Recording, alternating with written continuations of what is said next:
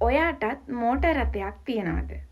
ඔයා ඔයාගේ මෝටර් රථය ඔයාගේ සන්තකයේ තබාගෙන ඉන්නේ. ඒ වගේම මහා මාර්ගයේ ධාවනය කරන්නේ. ලියාපදිංචි නොකරනම් අන්න ඔයා කරන්නේ නීති විරෝධී වැඩක්.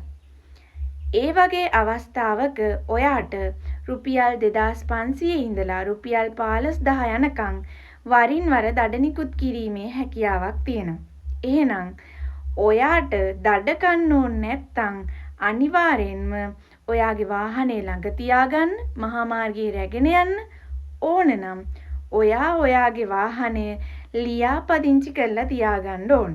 හැබැයි වාහන නිෂ්පාදකයින්ට වාහන වෙළෙන්දන්ට ආනයනය කිරීමෙන් පස්සේ ලියාපදිංචිය සඳහා යොමු කරලා තියෙන අවස්ථාවක. එහෙමත් නැත්නම් తాවකාලික බලපත්‍ර නිකුත් කරලා තියෙන අවස්ථාවකදී නම් මේ නීතියෙන් අවසර ලැබිලා තියෙනවා.